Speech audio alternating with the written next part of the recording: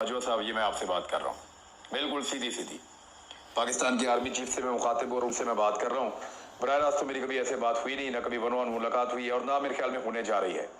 तो मेरे पास यही एक प्लेटफॉर्म है जिससे मैं उनको बता सकता हूँ कि हो क्या रहा है और क्यों हो रहा है और कौन कर रहा है। एक तो मैं हकायक आपके सामने रख दूं कि मेरा ये मानना है कि पाकिस्तान में रिजीम चेंज ऑपरेशन हुआ है। मेरा ये मानना है कि पाकिस्तान के इदारों ने और एस्टेब्लिशमेंट ने अपना हमेशा की तरह का रोल प्ले किया है। मैं वैसे ही इस बात को मानता हूं जैसे पीडीएम की जमातें हमेशा बरमला कहती रहीं और इस बात को तस्लीम करती रहीं और इसको वो मानती थी कि इमरान खान साहब की हुकूमत को एक रजीम चेंज करके लाया गया है और उसमें पाकिस्तान की एस्टेब्लिशमेंट ने अपना किरदार अदा किया है। वो बड़े भोंडे इल्जामात भी लगाते रहे, लेकिन वो वक्त गुजर गया और अब दोबारा एक और रजीम चेंज ऑपरेशन हुआ। मेरा मानना है इस मरतबा फिर वही हुआ है। जो एक पूरा बैकग्राउंड है पिछला, उसको देखते हुए मुझे तो यही लगता है, क्योंकि ऐसे हो नहीं सकता कि इतनी सारी पार्टियां ही। और मैंने शवाहिद देखे, मैंने चीजें देखी, मेरे सामने चीजें होती रही, वन वन एक एक करके चीज आती रही, मैं देखता रहा तो मैं कायल हो गया और मैंने अपना एक मौक़िफ़ बनाया बिल्कुल वैसे ही जैसे कल एक मौक़िफ़ मरियम नवाज का था, नवाज शरीफ का था और दर्जनों सहाफियों का था, फजल रहमान का था, आसिफ अली जरदारी का था, बिलावल का था और दर्जनों सहाफियों का था। इसी तरह मेरा भी एक मौक़िफ़ है और पाकिस्तानी कौम का भी एक मौक़िफ़ है। तो जिस तरह उन लोगों को सबको अपने मौक़िफ़ को बोलने की इजाज़त थी, ऐसे ही मुझे भी मेरा मौक़िफ़ बोलने की इजाज़त होनी चाहिए। मैं भी एस्टेब्लिशमेंट से वही शिकवा कर रहा हूँ जो वो कर रहे थे और मैंने कोई लिमिट क्रॉस नहीं की। फौज को मैंने कभी गाली नहीं दी, फौज के खिलाफ मैंने कभी बदतमीजी नहीं की, फौज के किसी आदमी को मैंने कभी कोई चैलेंज नहीं किया और मैंने बराह रास्त किसी के साथ बदतमीजी भी नहीं की, जैसी पहले होती रही है पाकिस्तान में बेशुमार। अब मेरे साथ हो क्या रहा है, मुझे बहुत सारे लोग मिले, जनरल साहब और आपके डिपार्टमेंट के लोग मिले और बार बार मिले, लाहौर में मिले, इस्लामाबाद में मिले और जगहों पे मिले। वो मिलते रहे और मेरे साथ बात करते रहे और मुझे कहते रहे कि अपना मौक़िफ़ बदल दें। लेकिन मैं जब उनके सामने सवालात रखता था तो मुझे मेरे सवालों के जवाब नहीं मिलते थे और साथ ही साथ सवालात की तादाद बढ़ती गई जैसे जैसे अवाम की हालत बद से बदतरीन होती चली गई। पाकिस्तान में महंगाई, गुर्बत, लोगों के हालात, बैड गवर्नेंस, इन सारी चीजों को देखते हुए और जिन लोगों को कल तक चोर और डाकू कहा जाता था और समझाया जाता था, बताया जाता था, उन सारे लोगों को इक़्तिदार में आता हुआ देखते हुए मेरे सवालात बढ़ते गए और मेरे सवालात के जवाब जनरल साहब आपके लोग नहीं दे पाए। जब मैं उनसे ये सवाल करता था, वो मुझे कायल करने की कोशिश करते थे, तो मैं हमेशा उनसे यही कहता था कि मैं आप लोगों से नहीं लड़ रहा, आपको मैं कुछ नहीं कह रहा, मैं तो सिर्फ सवाल उठा रहा हूं और मेरा एक मौक़िफ़ है और वो रखना मेरी मर्जी है। क्या ये मेरा डेमोक्रेटिक राइट नहीं है कि मैं सवाल उठाऊं या इख्तिलाफ राय कर सकूं? तो मैं वही कर रहा था। लेकिन उसके बाद मेरे साथ होना क्या शुरू हुआ, मुझे धमकाया गया, मुझे थ्रेट किया गया, सख्त जुबान का इस्तेमाल किया गया, सख्त अल्फाज का चुनाव किया गया। मुझे ये तक बताया गया और बड़े सीनियर ऑफिसर की तरफ से बताया गया कि देखें वो भी तो सहाफ़ी है और उनको गोलियां लग गई थी, वो भी सहाफ़ी है, उसको भी गोली लगी थी, तो वो भी हम पे डल गया था। यानी मुझे बिलवास्ता तौर पे ये बताया गया कि ये तुम्हारे साथ हो सकता है। मैं बच्चा नहीं हूं, मुझे पता चलता है मुझे धमका रहे हैं। उसके बावजूद मैंने अपना मौक़िफ़ जो है उसके ऊपर मैं डटा रहा। मैंने कहा जी मुझे ये ठीक लगता है, मैं इसको कर रहा हूँ, मुझे आप कायल कर लें तो मैं आपकी बात मान लूंगा। मैंने कभी मुज़ाकरात से इनकार नहीं किया। मुझे जिसने बुलाया मैं गया, चाहे लाहौर में बुलाया हो, चाहे इस्लामाबाद में बुलाया हो, चाहे बार बार बुलाया हो, मैं हमेशा गया और मैंने जाके मुलाकात की। मेरे इदारे हैं, मैं क्यों भागूं? मैं तो सिर्फ सवाल पूछता था कि जनाब इसका जवाब है। जब जवाब नहीं है तो फिर मैं क्या करूं? अब मैं जवाब तो बना के ला नहीं सकता। फिर कौम की हालत आप देखिए क्या होगी पाकिस्तान में, लोगों का बेड़ा गर्क हो गया है। अब इन सारी चीजों को देखते हुए मुझे दुख होता है और मैं आवाज उठाता हूं। ये मेरा हक है, बिल्कुल वैसे ही जैसे पहले भी सहाफ़ी उठाते रहे पाकिस्तान में। 6 जून 2022 को पहला वाकया होता है मेरे साथ। उससे पहले हमारे खिलाफ कार्रवाइयां की गई, मुकदमे भी दर्ज किए गए, लेकिन नॉर्मल चीज है। 6 जून 2022 को एक ऐसा वाकया होता है जो मुझे बहुत तल्ख कर देता है और बड़ी तकलीफ देता है।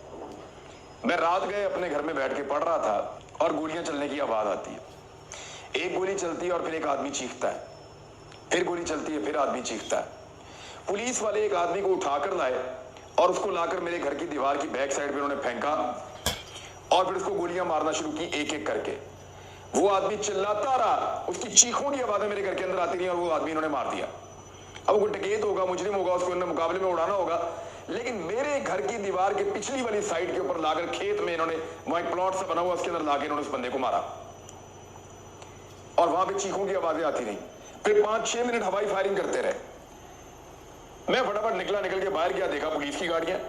मैं पहले समझा पता नहीं किसने हमला कर दिया मेरे घर के ऊपर। वहां जाकर देखा पुलिस की गाड़ियां।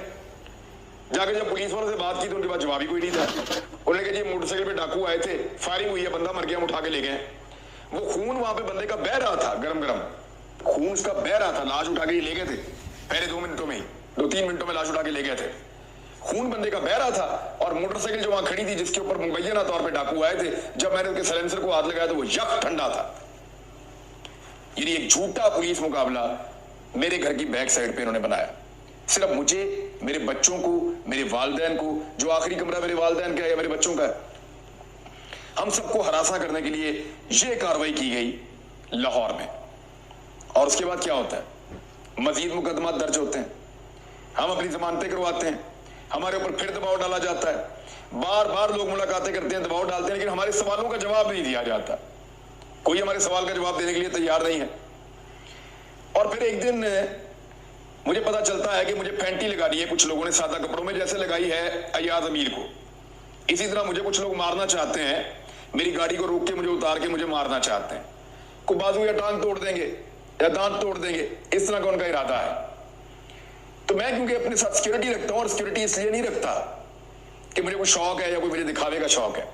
मुझे आईएसआई ने, आपके ऑफिसर ने, वो अभी भी आपके अंडर काम करते हैं, जनरल साहब आप उनसे पूछ लें, क्या उन्होंने मुझे कई मरतबा नहीं कहा, क्या उन्होंने थ्रेट लेटर जारी नहीं किया, क्या उन्होंने बार बार नहीं कहा कि आपको सिक्योरिटी की जरूरत है, आप रास्ते बदल बदल के जाएं, क्या उन्होंने नहीं कहा कि आप अपने असला लाइसेंस लें और अपने साथ सिक्योरिटी के गार्ड्स भी आप रखें, क्या वो मुझे इसमें फैसिलिटेट नहीं करते रहे? आपके इदारों के लोगों ने मुझे बताया कि फला फला तंजीम से तुम्हें खतरा है, और वो तकरीबन 15-20 प्रोग्राम है, वो मैंने अब अदालत के लिए भी निकाल कर रखे हैं ताकि अदालत को हम बताएं कि वो किस तरह के प्रोग्राम है जो हम कर रहे थे, किन हालात में, जिनकी वजह से खतरात मौजूद थे। और बाकायदा एजेंसीज की रिपोर्टें थी, और उन्होंने मुझे वर्बली भी कहा था कि आप सिक्योरिटी का बंदोबस्त करें। तब मैंने सिक्योरिटी के लिए कुछ हथियार लिए, कुछ सिक्योरिटी गार्ड अरेंज किए। कभी जिंदगी में हमने अपने वेपन को डिस्प्ले नहीं किया खतरा होने के बावजूद। हर हथियार को हमेशा गाड़ी के अंदर छुपा कर रखते थे ताकि लोग ये ना समझे कि हम दिखावा कर रहे हैं।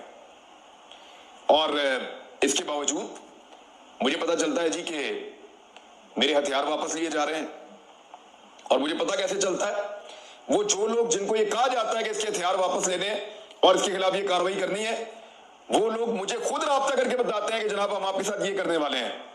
तो जनरल साहब, जब मैं उन्हें पूछता हूँ कि जनाब मेरे साथ ये क्यों करने वाले हैं, तो कहते हैं हमें बहुत दबाव है। और दबाव है कहां से? सेक्टर कमांडर लाहौर जो हमारे ब्रिगेडियर राशिद साहब है, मैं उनसे मिला हूं, बड़े अच्छे तरीके से मिले थे मुझे वो। लेकिन मुझे पता चल जाता है कि दबाव कहां से आ रहा है। लाहौर के ऑफिस से दबाव आ रहा है आईएसआई के, और कहा जा रहा है कि जनाब इसके हथियार वापस ले लो।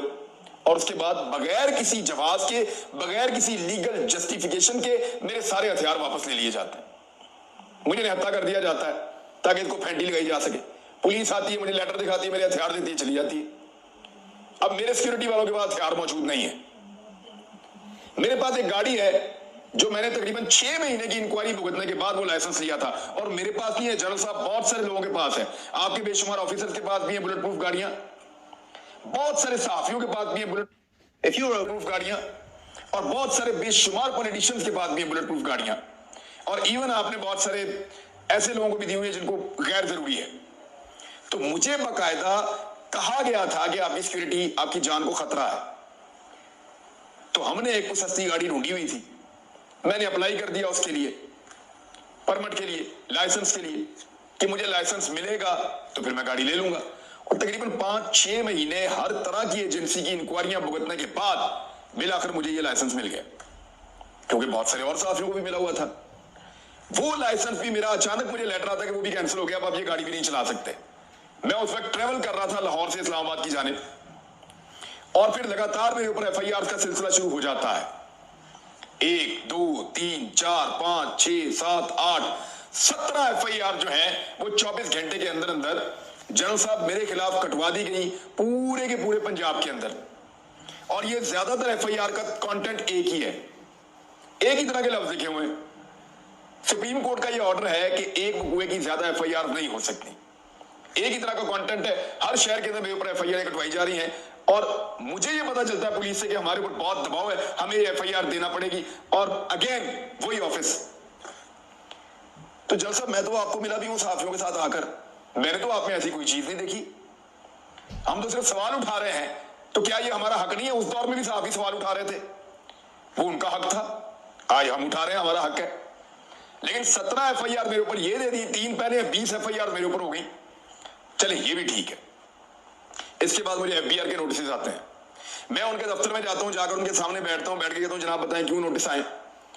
वो मुझे कहते हैं जनाब आपको भी पता है कि आपको नोटिस क्यों आए, तो आप जाएं, जाके वहां पे जो दफ्तर जहां पे आपका मामला है ना, वहां पे अपना मामला हल करें, अपना मौक़िफ़ आप ठीक करें, अदरवाइज फिर आपको ये भुगतने पड़ेंगे। वो मेरे साथ सेल्फियां बनाते हैं, तस्वीरें बनाते हैं कि आपका मौक़िफ़ ठीक है, लेकिन आप ये जानते हैं ना खान साहब आपको ये क्यों आए हैं ये नोटिस एफबीआर के। हालांकि मैं जो पैसा मेरे पास आता है, जो पाकिस्तान में मुझे तनख्वाह मिलती है किसी भी चैनल से, वो सारी की सारी टैक्स कट के मिलती है ऑलरेडी। अगर 15 लाख टैक्स कटना है तो वो कट जाएगा, 10 लाख कटना है तो वो कट जाएगा, जितना कटना है वो चैनल से कट के मुझे तनख्वाह मिलती है। जो बाहर से यूट्यूब के पैसे आते हैं वो तो सारी बैरूनी इनकम है, और उसके ऊपर जो टैक्स कटता है वो बैंक के अंदर मैं कटवा देता हूँ, एडवांस टैक्स कटवा देता हूं मैं। अब वहां पे मुझे कहा गया नहीं जी नहीं, ये सारे पैसे हमने बंद कर देने आपके ले लेने, और मुझे नोटिस भेजना शुरू कर दिया एफबीआर ने। मेरे साथ बात करते हैं तो शर्मिंदा होते हैं, मुझे कहते हैं जी हमारा कसूर नहीं है, आप भी जानते हैं क्या हो रहा है, और नोटिस भी मुझे भेजते हैं ताकि मैं बार बार उनके दफ्तरों के चक्कर लगाऊं। वहां मैं अलग चक्कर लगा रहा हूं, अदालतों में मैं अलग चक्कर लगा रहा हूं, अपना काम मैं अलग कर रहा हूं, और उसके बाद मेरे हथियार ले लिए, मेरी गाड़ी का लाइसेंस भी कैंसिल कर दिया, और मुझे उसके बाद अयाज अमीर साहब को मारा भी। ये तो बड़ा ओबियस है, क्लियर है कि ये अकेला फिरे, खाली हाथ फिरे, इसको जहां मर्जी पकड़ के फेंटा लगाए, तो ठीक है ना, मारे, मैं इसके लिए भी तैयार था। लेकिन अब जो हुआ है ना, ये रेड लाइन क्रॉस हो रही है जान साहब, ये ज्यादती हो रही है। क्योंकि देखें, हमारा इख्तिलाफ राय हो सकता है, हम मीडिया है, आप इस पाकिस्तान की आर्मी है, हमारा इख्तिलाफ राय हो सकता है किसी मामले के ऊपर, हम कभी खबर आपके हक में दे सकते हैं, कभी आपके खिलाफ भी दे सकते हैं, ये तो चलता रहेगा। लेकिन फैमिली इसको बीच में नहीं लाना चाहिए, बच्चों को बीच में नहीं लाना चाहिए, खवातीन को बीच में नहीं लाना चाहिए। जनरल साहब, मैं फिर आपको अर्ज कर रहा हूं जनरल साहब, इंतहाई एहतराम के साथ, कि हमारा इख्तिलाफ राय हो सकता है, आप मुझे कायल कर सकते हैं, मैं आपको कायल कर सकता हूं, लेकिन बच्चों को और खवातीन को बीच में नहीं लाना चाहिए, उन्हें हरासा नहीं करना चाहिए। मेरे साथ ये हो रहा है। दूसरी बात, जो मेरे वालिद साहब हैं, वो सन 2020 में रिटायर हुए थे, 60 साल के हो गए। रिटायरमेंट के बाद, और मैं आपको अपनी इनकम का भी बता देता हूं, आज मजबूर होकर बता रहा हूं, वरना कभी नहीं बताना चाहता था। मैंने सिर्फ इस साल के अंदर अभी तक, जब मैं आपके सामने बैठा हूं 6 महीने में, मैंने को 10-12 करोड़ रुपए मैंने अभी कमाया। हालांकि मेरे चैनल में मुझे नौकरी भी नहीं है, लगभग 12 करोड़ के करीब मैंने अभी कमाया है, और ये सोशल मीडिया से इनकम आ रही है। मुझे तो पता भी नहीं था ये क्या चीज होती है। यहां से अल्लाह ताला ने मेरा रिज़्क़ का दरवाजा खोल दिया, हमने उसका एक हिस्सा रख दिया कि हम लोगों को दे देंगे, वो हम दे देते हैं। दूसरा हमने रख दिया कि हम इससे कुछ कारोबार कर देंगे, कोई काम कर देंगे पाकिस्तान में। हम तो ये सोच रहे थे, और ये पैसा पाकिस्तान बाहर से आ रहा है, और यहीं पे इस मुल्क के अंदर खर्च हो रहा है। मेरे वालिद साहब रिटायर हुए, और उन्होंने कहा कि मैं कोई कारोबार करना चाहता हूं। एक दो चीजें उन्होंने देखी, वो नहीं कर पाए, लेकिन फिर मैंने उनको एक आइडिया दिया कि वो जो झील है, बहुत बड़ा एक डैम है पंजाब में, उसका कॉन्ट्रैक्ट मिलता है, आप वो ले लें, उसका आप कॉन्ट्रैक्ट ले लें, और उसके अंदर मछली डाल दिया करें, बच्चा जब वो साल बाद बड़ी हो तो वो निकाल के बेच दिया करें मार्केट में, तो एक अच्छा बिजनेस हो जाएगा, ज्यादा आपको काम भी नहीं करना पड़ेगा, कुछ मुलाजिम वहां पे रख लें। उनको आइडिया पसंद आया, और उन्होंने जाके वहां पे बोली के अंदर हिस्सा लिया। जितने वहां पे लोग मौजूद थे, सैकड़ों की तादाद में, सारे गवाह, 1.5 करोड़ से बोली शुरू हुई और 4.5 करोड़ तक गई। 1.5 करोड़ से 4.5 करोड़ तक बोली गई, और 2 पार्टियां बच गई बाकी। तो मेरे वाले साहब ने उस पार्टी के साथ मिलकर आधे आधे पैसे डालकर 50-50% पे ये डैम ले लिया। यानी 2.25 करोड़ रुपया मेरे वालिद साहब ने दिया, 2.25 करोड़ रुपया मियां वाली की जो पार्टी है उन्होंने दिया, और दोनों ने मिलकर इस डैम को ले लिया। क्योंकि इससे ऊपर अगर जाते 5-6 करोड़ पे जाते तो मुनाफा ही खत्म हो जाता। ज्यादा 5.5-6 करोड़ की मछली उसमें से 3 साल में निकल सकती है, इससे ज्यादा निकल ही नहीं सकती। तो वो वहां पे 4.5 करोड़ में इन दोनों ने मिलकर वो ठेका लिया। आज मेरे घर के अंदर एक टीसीएस आता है एंटी करप्शन के दफ्तर से, और एंटी करप्शन में मेरे बहुत सारे दोस्त हैं, वो भी बता रहे हैं कि खान साहब ये केस बनते नहीं, क्या है कि क्यों बुलाया, वजह क्या है। ये लेटर आप देखिए, आप हैरान हो जाएंगे देख के। मुझे कहा जा रहा है कि मैं अपने वालिद को पेश करूं एंटी करप्शन के दफ्तर में इस उम्र में। जनरल साहब, फॉर गॉड सेक, इन चीजों को रुकवाइए। सब मुझे बताते हैं कि कौन कर रहा है और कैसे कर रहा है, सब मुझे बताते हैं कि इसके लिए कौन जिम्मेदार है। क्या मुझे इख्तिलाफे राय रखने का हक नहीं है इस पाकिस्तान में? मेरे साथ आप जो मर्जी करें, मुझे राह चलते आप गोली मार दें, मुझे राह चलते वो उठा के ले जाएं, मुझे थ्रेट करें, मेरे पे टॉर्चर करें, मेरे ऊपर FIR दें, लेकिन मेरी फैमिली को तो स्पेयर करें ना। ये देखिए, हम फैमिली तक नहीं जाना चाहिए, रेड लाइन है। जब हामिद मीर ने गलत बात की थी तब भी मैंने यही कहा था कि फैमिली तक नहीं जाना चाहिए, ये रेड लाइन है, इसको कोई क्रॉस ना करे। तो मेरी ये गुजारिश है कि रेड लाइन प्लीज क्रॉस ना करें, ये मेरे लिए भी रेड लाइन है। आप मेरी फैमिली तक ना जाएं, मेरे बच्चों को, मेरे घर की खवातीन को हरासा मत करें, और मेरे वालिद साहब को एक ऐसी चीज के अंदर ना घसीटें जिसका कोई कानून से ताल्लुक नहीं है। भाई, पैसा कैश दे दिया उसी वक्त, उन्होंने भी दे दिया, मेरे वालिद साहब ने भी दे दिया, पैसे दे दिए, ठेका ले लिया, अभी मछली भी नहीं निकाली, अभी इस साल निकालेंगे वो। तो इसके ऊपर किस चीज का बदला ले रहे हैं हमसे, मुझे समझ नहीं आ रही। हमें ये डिपार्टमेंट सारे क्यों मेरे पीछे पड़ गए हैं? वाइल्ड लाइफ वाले मुझे कॉल करते हैं, वो जी पूछ रहे हैं आपके बारे में कि आपके खिलाफ क्या किया जा सकता है, चीजें निकालें। वो शराफत बेचारा, वो मेरे भाई की वजह से मुझे मिलने आता था। PP 168 के अंदर मलिक असद खोकर को, उससे बहुत प्रॉब्लम है, वो वहां पे बहुत सारे वोट निकाल सकता है। उसको गिरफ्तार कर लिया डकैती के मुकदमे में, वो करोड़ोंपति हैं वो लोग, 45,000 की डकैती में उसको गिरफ्तार कर लिया। आज जज साहब ने उसको जमानत दी कि यार नहीं, ये ज्यादती है, ये जुल्म है, ये बंद किया जाए ना, ऐसा जुल्म करो इस आदमी के साथ, इसको जमानत दो फौरी तौर पे। वो बेचारा जेल से बाहर निकला, CIA फिर पकड़ के उसको जाके फिर बंद कर दी। ये तो इंसाफ चल रहा है इस मुल्क में।